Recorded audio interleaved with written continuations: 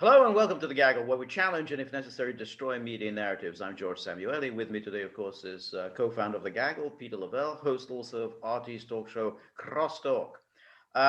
Well, Peter, the other day, the head of Russia's Security Council gave a lengthy interview to Russian newspaper Argumenti and Facti.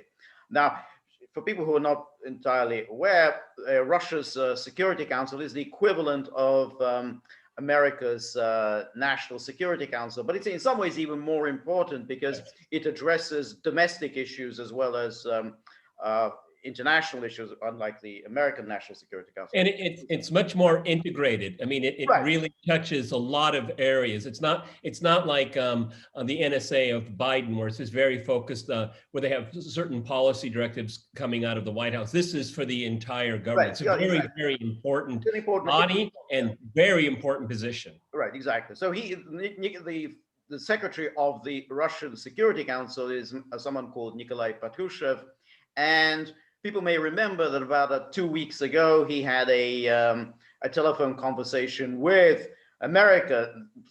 National Security Advisor, who's nominally head of the National Security Council, who is, of course, Jake Sullivan. So they had another one of their conversations. Anyway, this interview is extremely interesting.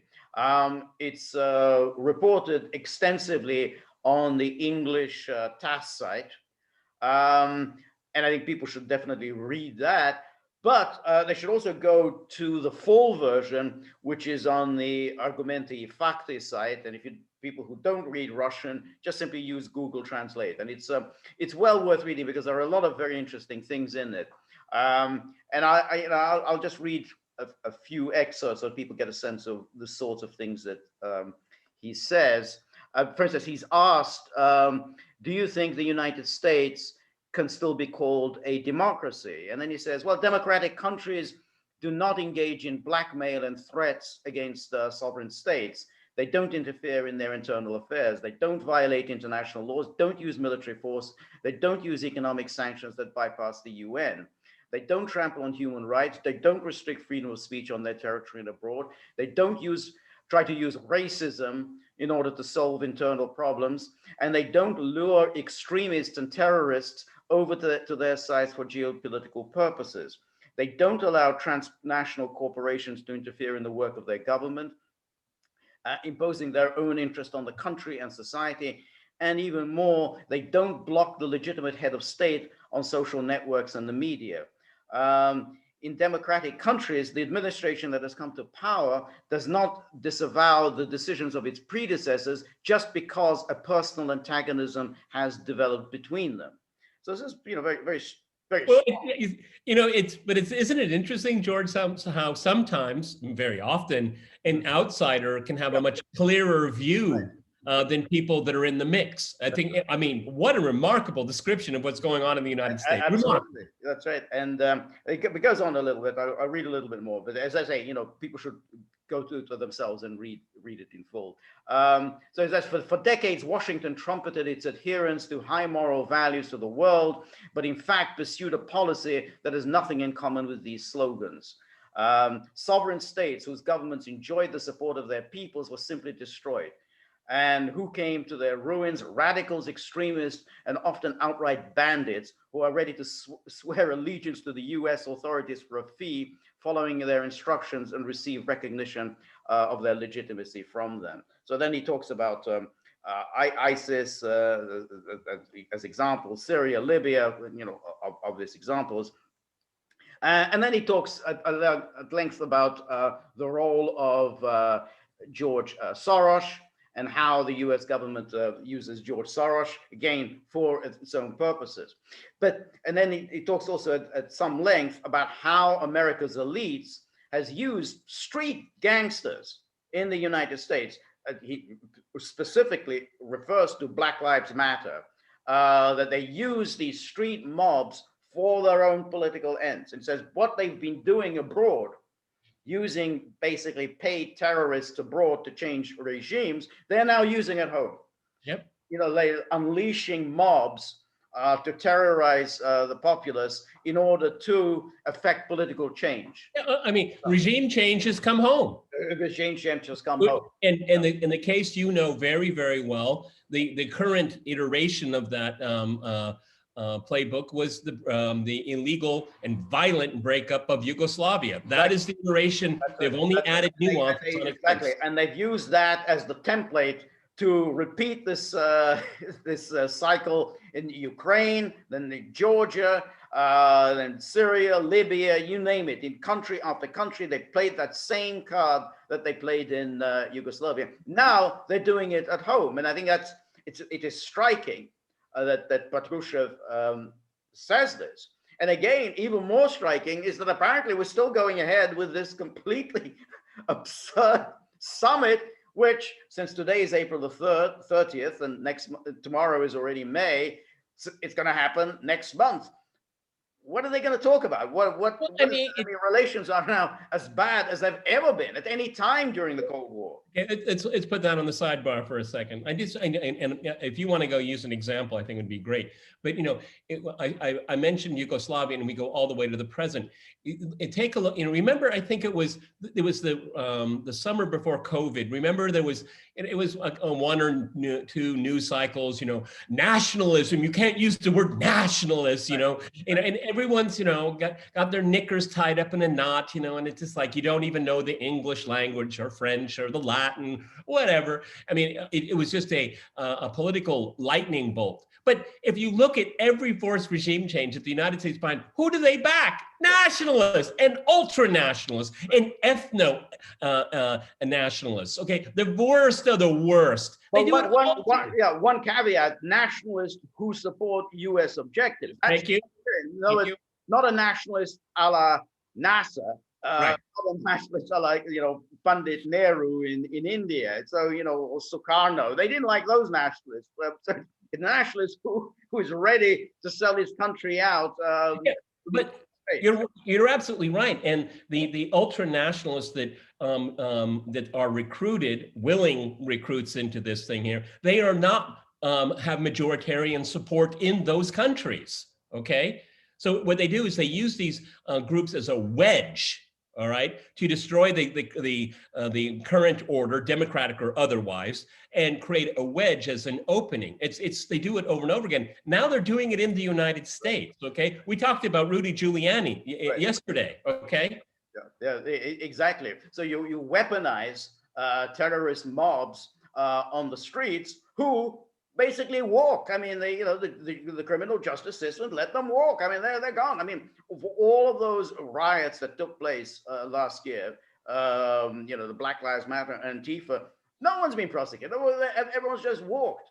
People throw Molotov cocktails into a police car. They walked.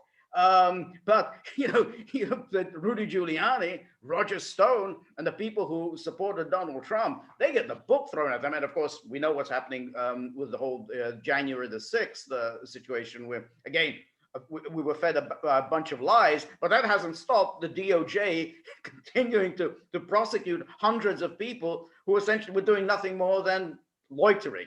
But see here, I want to teach everyone a word in Russian that I love to use. They don't really use it very much because it's basically a relic of the 1990s, but it's the word krisha, which means roof. And so in political dynamics, your roof is your protection. And so when you last summer, when you riot, when you burn, you loot, take down a Wendy's, you have a krisha protecting you. Okay, and it's elements of the state and elements of the political establishment. In this case, the Democratic Party. You're under their roof, their krisha, so you can do things virtually with impunity. Now, look at the Capitol Hill rioters on January 6th. They don't have a krisha. Okay, and so that's why they're the ones that are so easily attacked. And you have the entire massive resources of the federal government to go after essentially poor people. All right. So, I mean, and I've been saying this for a long time. And I actually remember very clearly saying it on Crosstalk when the ridiculous Russia hoax was starting. I told my guests, I said, this is regime change, come home. And now we're getting it. And because of the hoax, it is getting, it's being accelerated because of the hoax. That's exactly right. It was indeed a regime change operation, and explicitly so. I mean, it was obviously that we know that when this was the goal of the Obama people after they'd lost the election, essentially to smear the Trump people who were coming in, and then in the hope of launching some open-ended DOJ investigation, or hopefully, which is what they got, a special counsel who can just spin this out forever. And Mueller looked like he was going to just spin this out until the 2020 election. So that always was the goal. You basically you use this absolute nonsense, complete nonsense, completely made up, absolute lies to essentially undermine the incoming administration. And incidentally, that is why the Russians, to this day, they don't really speak that harshly about Trump.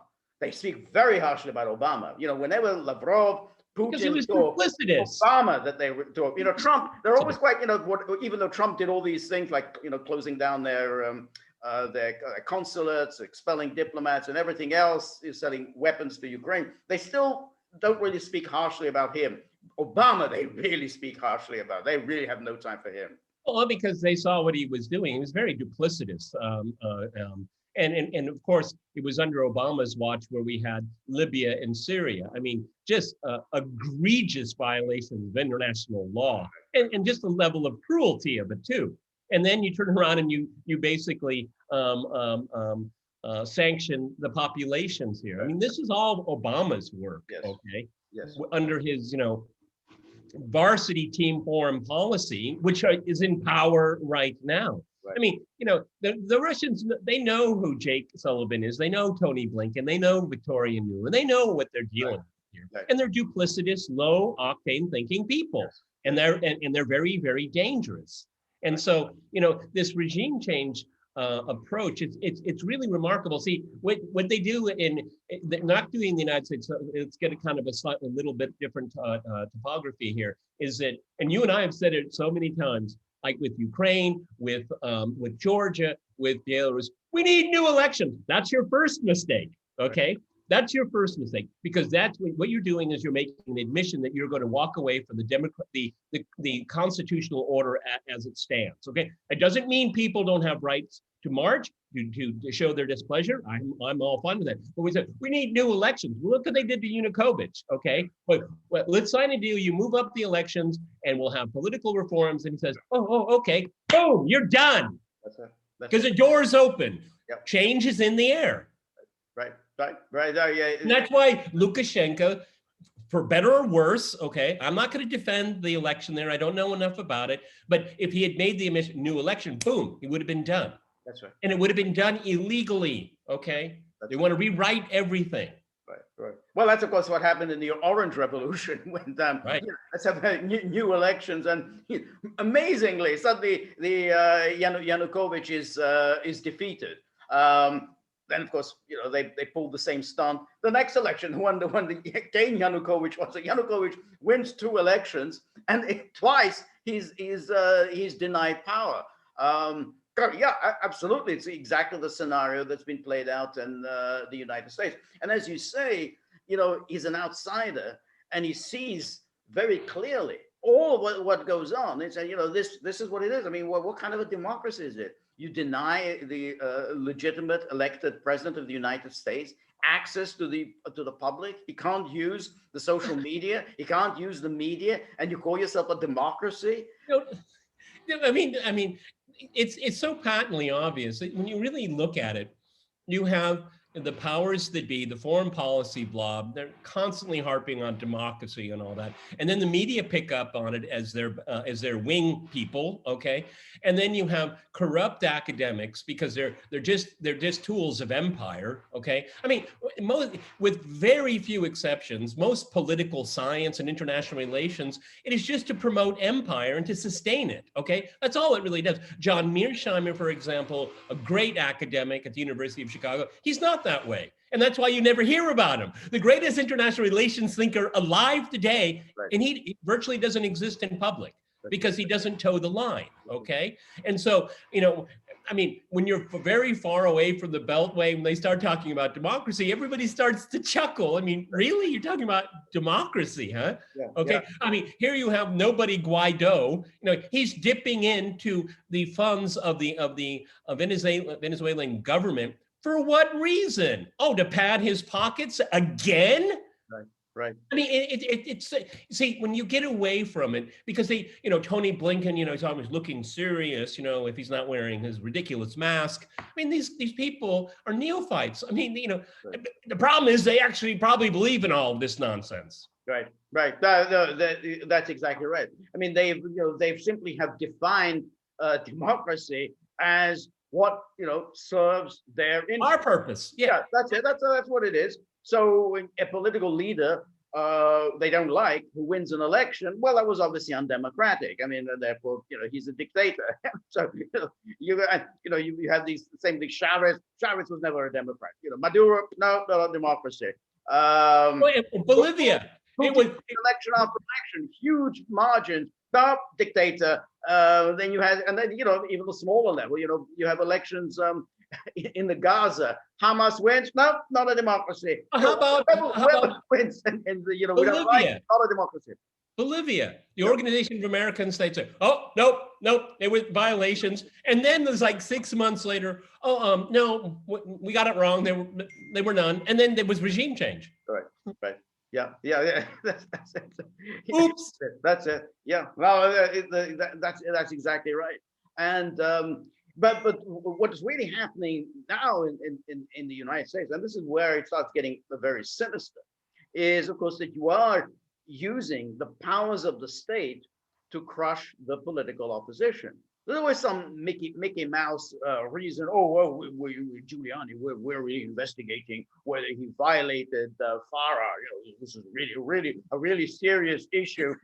We must seize all his electronic devices because we're investigating this frightfully important issue. And then when Biden referred to the events of January the 6th, the worst attack on our democracy since the American Civil War, the people will think, okay, wasn't there the 9/11, Pearl assassinations of presidents? Yeah, the number of assassinations of presidents, a number of attempted assassinations. After all, Reagan was shot. He almost died. So that's an attack on Gerald Ford was shot at. Exactly. So, and all of that nonsense of January the 6th, I mean, that, he elevates that. So, yeah, and these people have completely, redefined the terms in order to intimidate their opponents. Because remember, back in 2016, when Hillary Clinton referred to the deplorables, that is indeed the view, America's elite's view of the great unwashed masses. 2017, they became Putin stooges. They changed the name. Not deplorable, Putin stooges. That's right. 2018, white supremacists. Then they became purveyors of disinformation about the 2020 election. Now they're white supremacists again. So, he just becomes continually smearing. Yeah, and now they're domestic terrorists. Right, domestic terrorists. Yeah, and that's what. Go on. I mean, I'm sure a lot of people watch Giuliani on Tucker, and he revealed something that we hadn't known up until this point, and it needs to be confirmed, obviously. But he claims that his own personal documents in the cloud were accessed by the DOJ during the second impeachment trial. We need to know more about that. The first impeachment. It was the first one. That's terrifying. That's absolutely terrifying, because then the rule of law, they're not even paying lip service towards it. Okay, I mean, this is the personal attorney of the President of the United States, and that's doing going in the back door, and that is completely illegal. Completely illegal. Of course. So it needs to be confirmed. But when I heard him say that, I was aghast. Right. I mean, it just shows you that there are no barriers to what they will do to maintain their. See, what is this? What this is really all about? This changing of narratives and all that is that these people failed.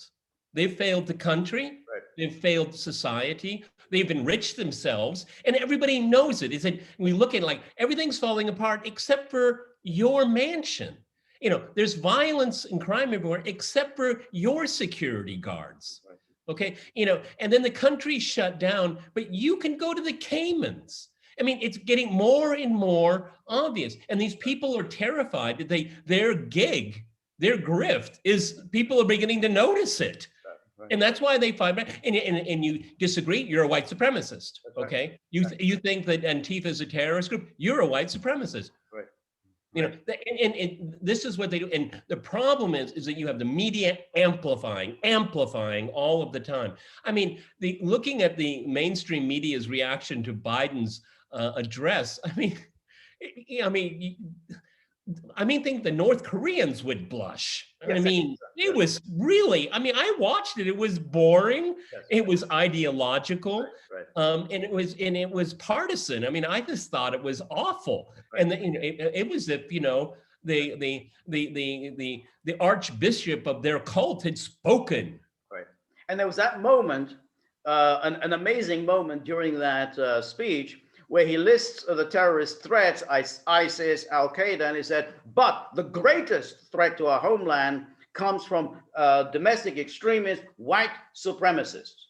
And he said that, you know, in other words, they are even greater threat than ISIS and Al-Qaeda. And then the next sentence, we need to come together as a nation. So you say that the country is riddled with white supremacist terrorists, and then the next sentence, well, we need to come together as a nation. And I think that dovetails nicely with the administration's attitude towards Russia. You know, you announce sanctions, and then you say, oh, but we want a summit. We want a summit, you know, really as soon as possible. You know, we want a working relationship. And then we're going to call you a killer the next day. I mean, what kind of a government is this? What kind of a country is this that just simply says one thing 1 minute and then the exact opposite 2 minutes later, and no one will notice? Unfortunately, George, I think that, you know, these people actually believe in their own BS. I mean, I think the way they look at it, everyone, you know, I hope everyone's sitting down right now, but I think that they truly believe that we get a summit in a third country so Putin can get on his knees and ask for forgiveness. I think they believe that. I think they do. Yeah. I think they believe it. I mean, it's lunacy. It's right. Absolute lunacy. Right. I mean, you know, I don't want to sound trite or anything, but in the 20th century, there were two massive attacks, existential attacks on Russia. And up to, I think it would be fair to say 50 million people died all in. Yeah. And then you have a hostile military alliance kicking right. up dust in a place that has no business being, right. It has no strategic value whatsoever. And right. you think the Russians are just going to sit down and have chai, have tea? Yes. You're out of your mind. Yes, that's exactly right. And that's why, you know, when at one stage in this interview, Patrushev was asked, well, don't you respect the American claim now that they want a working relationship with Russia? And says, well, we've heard what they say, but we look at deeds, not at words. And so this is something the Americans don't seem to understand. You know, we look at what you're doing. We don't care all this nonsense, these fine words that you spit out in your interviews. We look at what you're actually doing. Doesn't that seem reminiscent to you of trust but verify? Exactly. That's it. Yeah, exactly right. So it seems the Russians are really not giving anything. I mean, you know, if you look at all of the interviews of Lavrov, you know, and then this long interview by Patrushev, nothing. They are not giving anything to Americans. They're not saying, well, we're open to a dialogue, and you know, we like this cooperative attitude on the part of the Americans. They're just simply saying, no, these are people with whom we can't do anything. Now, you want a meeting? Okay, we'll think about it. I mean, but the whole idea that we're just going to take, you know, great, let's meet up with Biden and everything will be, you know, hunky dory. They still have the prize, all of Ukraine. That's what they want. They want all of it. And so I'm just kind of thinking out loud, spitballing with you here. They want a summit to fail so they can take their next action. Right. We tried. That's right. We went to a third country. That's right. We tried. We went there. Right. We went the extra mile. That's right. But they wouldn't move an inch. That's it. That's it. It's. I think so. People like Victoria Nuland around. Come on. That's right. Exactly. Yeah. Do you remember that time? One of those summits, I think it was a G20, maybe I think the last one that they held before the virus, I think in 2019. And then Trump was sitting next to Putin, and then the journalist started to ask, are you going to ask Putin to stop interfering in America's elections? And Trump turned to Putin and says, don't interfere in our elections. They just burst out laughing. but I mean, because it is such nonsense. I mean, Trump is the intelligence to know that this is such nonsense. You're going to tell him to stop interfering in our elections. I mean, what the hell does it mean? I mean, it's like children. Well, yeah. I mean, Putin could have easily reacted and said, when have you not interfered in our elections? Exactly. And that's the whole point. And I think this is the point that I remember Stephen Cohen used to say, this is nonsense. Americans and Russians have been interfering in one another's domestic affairs since the Russian Revolution. I mean, Woodrow Wilson sent in his forces to topple the Bolshevik regime. I mean, it's been going on. This stuff, even if it's true, is such low-level nonsense. I mean, the whole idea that you're going to condition relations between two nuclear superpowers on the basis of this sort of nonsense, I mean, it's embarrassing. The thing that I've been saying all along, and I think usually the simplest answer is the right answer, is that the strife that we see in the United States, it's all American-made internal, okay? And it is just a cover to explain the failure of neoliberalism. This is a cult, and it can't be wrong. You can't go back in history. This is very much like what Brezhnev had to say to Czechoslovakia in '68. This is the arc of history. We're not going back. Okay, this is inevitable. You're on the train, okay? And it can't, because the tenets cannot be wrong, as if they had some religious vitality to it, which it did reach that level of usage here. And this is what's happening. Neoliberalism is not failing; it's failed. Okay, and then you try to patch it up there, here, and put in a little bit more money from the Fed, patch it. No. It's they're trying to fix an airplane while flying it, okay? And by definition, that doesn't end well, okay? And they need a scapegoat, and they found 75 million of them. That's it. Yeah, no, that's exactly right. I mean, the whole idea that America doesn't have any problems except for the ones that Russia has created. I mean, it's laughable. And then, of course, at a low level, then you have countries like the Czech Republic. They have a depot where they hold explosives. Oh, what do you know? There's an explosion in the depot where you hold explosives. Well, I wonder whether, maybe the safety precautions were not being followed properly. That's why you had an explosion. No, it was Russia. Russia went in and did this. It's like we discovered this 7 years later. It's like what happened in Beirut. Yeah. When you had all of those chemicals sitting out exposed, and then people, for years are saying, this is a problem. I mean, when this goes wrong, it's really going to go wrong. Okay. Yeah.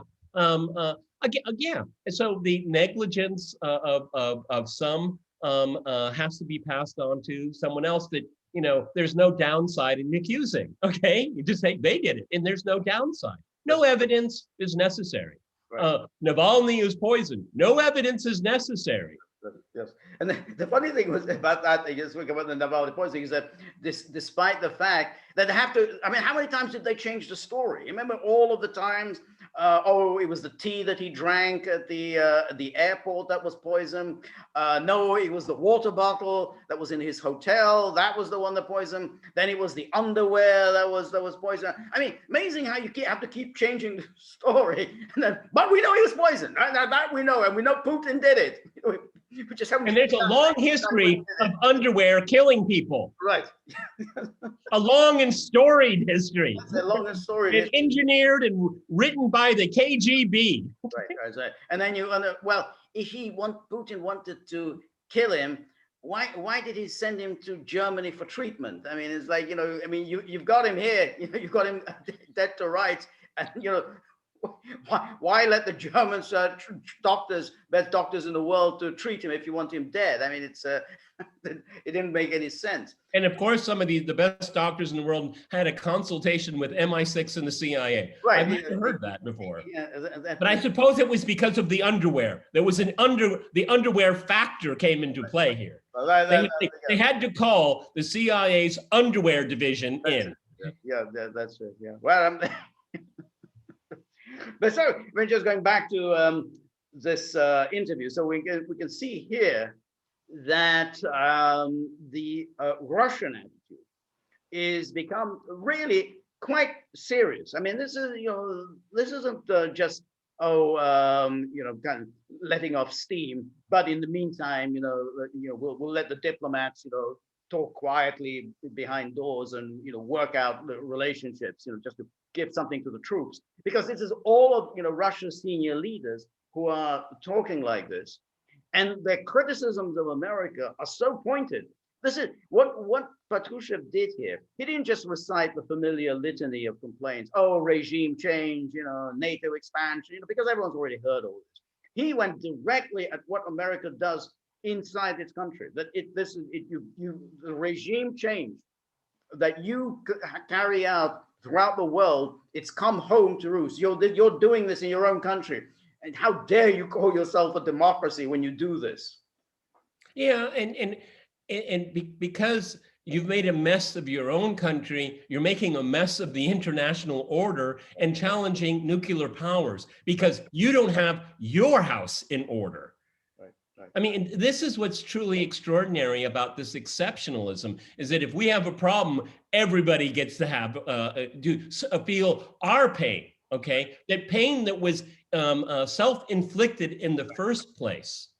Right. No, that's right. So the Americans are planning on a summit in which they're going to confront Putin. We want you to immediately release Navalny. We want you to commit to not interfering in our elections. We want you to leave Syria. We want you to abandon the people of the Donbass. We want you to abandon Belarus. And then maybe you'll get a working relationship with us. And then, on top of it, we want exclusive rights to have majority investment control of your oil and gas company. They tried doing that. Remember the Yukos affair? That's right. Where all this started. Putin is a reformer. He's a fresh face. They loved him until Yukos, and that was over. It changed on a dime, okay? Because they're taking our oil that's in Russia. How it got in Russia, we don't know, but it's our oil. This is where it all started, the Yukos affair. This is where the origins of all of this is. And and if you look at the energy relations the EU wanted to have with Russia, they wanted rights to have stakes in Russian energy companies, but Russian companies can't have stakes in European companies. Oh, no, of course not. We can't let, these rubes have any kind of control of ours. I mean, this is always the way it's always one way. Oh, and essentially you need to break up your country. Okay. No, that's exactly right. So these initial demands that we know that Blinken and Sullivan would then issue at this summit, we know that's just the first step. I mean, that's just we've got the next set of demands, and in return for nothing. I mean, it's amazing. It's nothing because the Russians will probably say, let's say, what would Russia's demands be to the United States? A commitment to no further NATO expansionism, none. In other words, you put it in your, into your charter that that's it, no more NATO expansion. We want you to abandon all of your, all of your operations.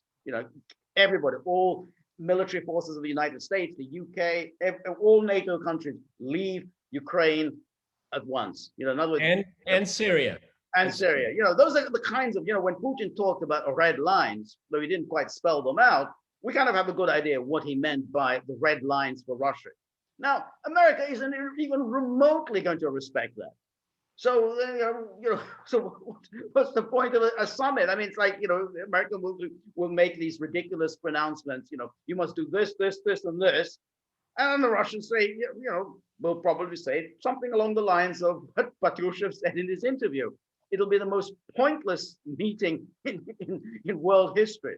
Do you remember when Mike Pompeo was made Secretary of State, and he spoke to I think a university crowd or something like that about his stint at the CIA? Remember what he said publicly? Right. We lied, we cheated, we stole. Right. Right. And he smiled, chuckled, right. and everyone cheered. Yes, that's right. That's right. Yeah. No, yeah, that's exactly right. No, because no. Part of this ideology is that you can be deceitful, lie, and cheat because it's for the ideology and your class interest. Of course, it's okay. Yep. It's incumbent upon you to do it. Yes. Yeah. Because our ideology and our values cannot be constrained by anything, anyone, under any circumstances. They truly believe this. Yes. Yeah. No, they do indeed. And with some justice, they see Russia as the leader of the global attempt to combat this sort of nonsense, combat American influence, and therefore, all the times when, hey, we were the lone superpower, and there was the unipolar world, which Americans would love to go back to. They know Russia is the leader of this effort. Not really. I mean, China has the power. It's the great economic power, which Russia doesn't have. But Russia provides the intellectual, ideological, diplomatic strength behind this. The fact that Patrushev can speak like this, the fact that Lavrov speaks like this. They can articulate for the whole world. The world say, yeah, that's pretty much it. That's exactly the way the United States operates. That's what it means by the unipolar moment. And that's why they hate Putin. That's why they're so desperate to get him out, so they can bring back either a weak, ineffectual figure they can manipulate, or better still, return to the good old days of Gorbachev or Yeltsin. But that is so poorly thought out, because they see, it's a nice turn of phrase. They see this as Putin's Russia. Well, it's Russia's Putin, okay?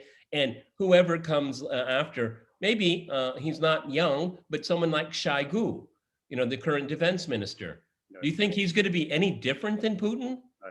I don't think so. I don't think so. And anyone that follows Putin into the presidency is going to be remarkably like him. And there are a number of candidates which we will, as time goes on, we will do a video on those possibilities. Right.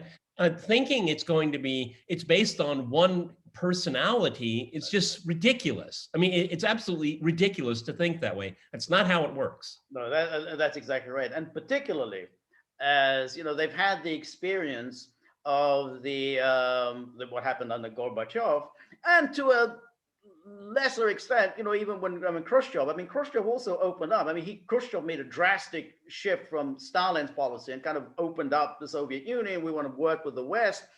Also, it all turned out badly. So, the Russians have this experience. They're not going to go down the same path again. Hey, we want to be friends with the West. We've got so many things to discuss. Let's cooperate. They know this. They've seen what happened with the promises that were made to Gorbachev. They're just not buying it anymore. And there is such a huge difference of that Russia, that Soviet Union, and Russia today. Look, I don't know how many tens of millions of Russians have traveled around the world. In the major cities, they have good jobs. They love to consume. They see the good and the bad. They see the good and bad at home, and they see the good and bad abroad. People of the Soviet Union had no idea at all whatsoever. Right. And so people here are a lot more discerning. Yeah. And so, particularly as I said in past videos, is that, I'm going to watch Netflix tonight. And, it's here in Russia, and you can watch it in the Russian language if you want. Right. And they see the kind of culture that is being generated in Hollywood. And people will see it, will say, well, that's okay in America, it's okay in Los Angeles, but that's not for us, okay? I mean, it's kind of like being a voyeur, kind of peering in, seeing what's going on. But, we don't do that here because that's not our culture. That's not what informs us here. And so, thinking, Tony Blinken thinking that, people want to break away from the bread lines and, chasing rats at night, I mean, he has no idea what he's talking about. Okay? No, that's right. That's right. And of course, if people, from the West, when they come to Russia, they would probably they're always surprised. They're always surprised. And what would be most damaging to the Blinkens and others is they look at Russia and they say, hey, that's kind of the way our countries were 50, 60 years ago. They were quite nice places. We'd like our countries to go back a little bit, to the way they were. So it would actually be, they think this is quite a nice model. I mean, Russia's quite a nice country. I mean, a lot more appealing, particularly than today's United States. Well, and this is what terrifies them. I mean, there's so many layers of this. Of course, as you've pointed out many times, is that the Blinkens and his political class want to see a return of the unipolar moment because it will benefit them and legitimize their ideology. But if people are able to see that there is an alternative, a modern alternative, is that is a terrifying prospect because there cannot be another God, there cannot be another church. There's only one, and they believe that to their very, very core. They cannot have a competing ideology because anything that competes with their ideology is evil, to use their stupid woke language. Okay. Yeah, no, that's exactly right. I mean, that's the ideology. Anything else becomes an existential threat. No, George, ideology. There's an alternative social model, an alternative geopolitical model, and yeah, I mean that wasn't the case in the unipolar moment. I mean, Gorbachev just gave up everything. Yeltsin just simply gave up on everything and failed. What the Soviets at least presented an alternative model. And actually, in the Cold War, it was actually quite an appealing one. Much of the rest of the world actually quite liked, they may not have liked the way the Soviet Union is run internally, but they quite like the diplomatic model of the Soviet Union, which was, basically no more Western hegemony. The former colonies should have a right to determine their own affairs. And that was what the Soviet diplomats were very successful in pushing. And they got a self-determination, and then they decided to make their own choices after that. It was a nice segue, okay? Right. But I mean, think about the way we talk about politics. Think about before the pandemic. How often do you hear, like on Fox or other stations, the CCP, the CCP, the CCP? Right. All they say. But go back before the pandemic. That was rarely said. Very rarely. Very good point. Yeah, I never heard it until. Yeah, it's jarring when you hear it now. Okay, because again, there are other models out there. I'm not saying the Chinese model should be implemented here. Not at all. I think the Russians decide what they want to have. Okay, and if that's what the Chinese do, I mean, I see when you get into these conversations with these boneheads, I just say, so what are we going to do? Go to war? I mean, because they're so simple-minded and so uncompromising, there's only one alternative: fight. And I say there are a million different things you can do. That's right. No, that's exactly right. It's like when you come across some lout on the street and you criticize his conduct, his only resort is, do you want a mouthful of teeth? I mean, he doesn't have any other, he doesn't have any other defense other than, hey, you want to get all your teeth knocked out. I mean, that's more or less been the American policy. And I think the late Harold Pinter, said, it was at the time of the bombing of Yugoslavia, that U.S. foreign policy, you can just sort of sum it up as, shut up or I'll kick your head in. I mean, that's it. Just sum it up in that nice one sentence. Well, but if you're weaned on being a bully and you're told that it's a virtuous behavior, you don't know otherwise. Okay, you don't know otherwise. And what they've done, they create these narratives. They construct them in such a way where instead of looking at national interest, it is good versus evil. Now, I mean, how can you make compromises with the devil himself? See, don't construct it that way. They have their interests. We have our interests. We want to avoid war. Okay, and this is what we're going to do. I think we did that during the Cold War, George, if I'm not mistaken. Right. No, that's exactly right. All right, I see your Yeah, my mostly friendly drilling neighbor is back. the Okay. noisy neighbors are back. All right, Peter. We will, of course, continue to maintain our laser-like focus on Russian and American diplomacy. Remember, we are on Rumble. Look us up there. And if you like the gaggle, please like, share, and subscribe. See you soon. Bye.